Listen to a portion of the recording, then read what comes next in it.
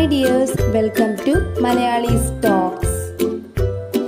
Hi dears, welcome back to my channel. ഞാനിപ്പോൾ വന്നിരിക്കുന്നത് മഹാഭാരത കഥയിലെ വളരെ പ്രധാനപ്പെട്ട ഒരു കഥാപാത്രത്തെക്കുറിച്ച് നിങ്ങൾക്ക് പറഞ്ഞു തരുന്നതിന് വേണ്ടിയിട്ടാണ്. ജരാസന്ധൻ എന്ന രാജാവിനെ കുറിച്ചും അദ്ദേഹത്തിൻ്റെ വധത്തെക്കുറിച്ചിട്ടുമാണ് ഞാൻ പറയുന്നത്.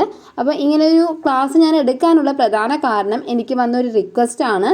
ഇങ്ങനെയൊരു ക്ലാസ് ചെയ്യണം എന്ന് പറഞ്ഞുകൊണ്ട് എനിക്കൊരു റിക്വസ്റ്റ് വന്നിരുന്നു. അപ്പോൾ അവർക്ക് കൂടി വേണ്ടിയിട്ടാണ് ഇത് മെയിനായിട്ട് ഞാനിത് എടുക്കുന്നത്.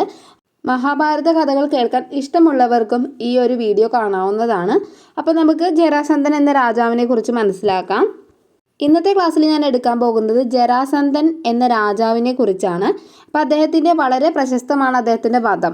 അപ്പോൾ അതിനെക്കുറിച്ചിട്ടുള്ള ക്ലാസ് ഞാൻ ഉടനെ തന്നെ അപ്ലോഡ് ചെയ്യുന്നതാണ്, പാർട്ട് 2 ആയിട്ട്. അപ്പോൾ ആദ്യം തന്നെ എല്ലാവരും ഒന്ന് സബ്സ്ക്രൈബ് ചെയ്യുക, അതിനുശേഷം ഈ ഒരു ക്ലാസ് കണ്ടു തുടങ്ങുക.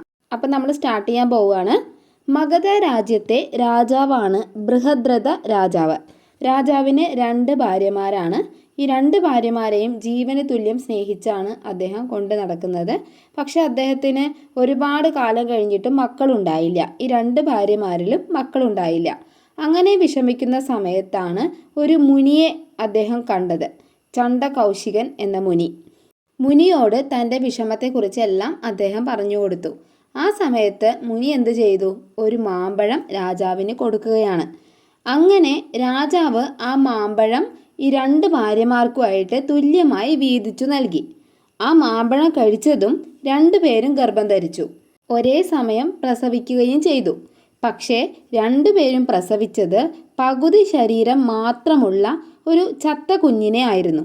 മാമ്പഴം പകുതിയായിട്ട് കഴിച്ചത് കൊണ്ടാണ് ഇങ്ങനെ സംഭവിച്ചത്. ഇത് കണ്ട് രാജാവും പത്നിമാരും വളരെയധികം ഭയപ്പെട്ടു. അവരങ്ങനെ ആ 2 ശരീരങ്ങളെയും അടുത്തുള്ള ഒരു കാട്ടിൽ കൊണ്ടുപോയി ഉപേക്ഷിക്കുകയാണ്. ആ സമയം കാട്ടിലൂടെ സഞ്ചരിക്കുകയായിരുന്നു ഒരു രാക്ഷസി. ജര എന്നാണ് അവളുടെ പേര്.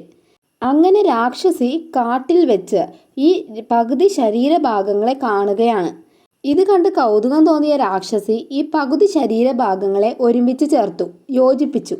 ഈ പകുതി ശരീരഭാഗങ്ങൾ യോജിപ്പിച്ചപ്പോൾ തന്നെ കുഞ്ഞിന് ജീവൻ വെച്ചു.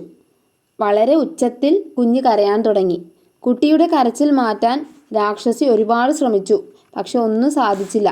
അങ്ങനെ ജര കുട്ടിയെ അവിടെ തന്നെ ഉപേക്ഷിക്കുകയാണ്. തുടർന്ന് ഇതറിഞ്ഞ മഹാരാജാവ് അവനെ വീണ്ടും കൊട്ടാരത്തിലേക്ക് കൊണ്ടുവന്ന് വളർത്തി. ജരയാൽ യോജിപ്പിക്കപ്പെട്ടവൻ അല്ലെങ്കിൽ സന്ധിക്കപ്പെട്ടവൻ എന്ന അർത്ഥത്തിലാണ് ജരാസന്ധൻ എന്ന പേര് വന്നത്. അപ്പോൾ ഈ ജരാസന്ധന് 2 പുത്രിമാരാണ് ഉണ്ടായിരുന്നത്. അസ്ഥി, പ്രാപ്തി എന്നിങ്ങനെ 2 പുത്രിമാർ. ഇവർ 2 പേരും വിവാഹം കഴിച്ചത് കൃഷ്ണൻ്റെ അമ്മാവനായ കംസനെയാണ്.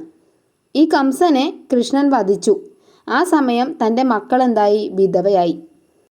അതുകൊണ്ടാണ് ജരാസന്ധന് കൃഷ്ണനോട് അത്രയധികം വൈരാഗ്യമുണ്ടായിരുന്നത്.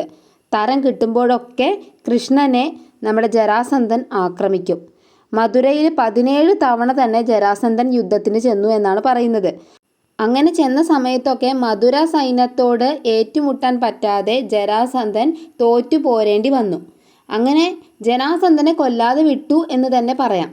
അവസാനം തുടർച്ചയായ യുദ്ധങ്ങൾ കാരണം മധുരയിൽ സാമ്പത്തികമായി ബുദ്ധിമുട്ട് അനുഭവിക്കാൻ തുടങ്ങുകയും അവരങ്ങനെ അവിടെ നിന്ന് പലായനം ചെയ്യുകയും ചെയ്തു.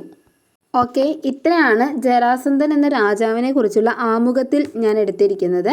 അപ്പോൾ കൂടുതൽ അങ്ങോട്ട് വിശദീകരിച്ചിട്ടൊന്നുമില്ല. ജരാസന്ധൻ എന്ന കഥാപാത്രത്തെക്കുറിച്ചുള്ള ചെറിയൊരു ആമുഖമാണ് ഞാനിപ്പോൾ തന്നത്.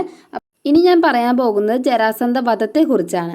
അപ്പോൾ അത് ഞാൻ അടുത്ത പാർട്ട് വീഡിയോയിലാണ് എടുക്കാൻ പോകുന്നത്. അപ്പോൾ ഈ കഥ, അതായത് ജരാസന്ധൻ എന്ന രാജാവിനെ കുറിച്ച് എല്ലാവർക്കും മനസ്സിലായിട്ടുണ്ടാവും എന്ന് വിചാരിക്കുന്നു. ഇങ്ങനൊരു കഥാപാത്രം നിങ്ങൾക്ക് പലർക്കും അറിയുന്നുണ്ടാവില്ല. അപ്പോൾ അവർക്ക് കൂടി വേണ്ടിയിട്ടാണ് ഞാൻ ഈ ഒരു ക്ലാസ് എടുത്തത്. എല്ലാവർക്കും ക്ലാസ് ഇഷ്ടമായെങ്കിൽ സബ്സ്ക്രൈബ് ചെയ്യാനൊന്നും മറക്കരുത്. അതുപോലെ ഫ്രണ്ട്സിനൊക്കെ ഷെയർ ചെയ്ത് കൊടുക്കണേ. Thank you for watching.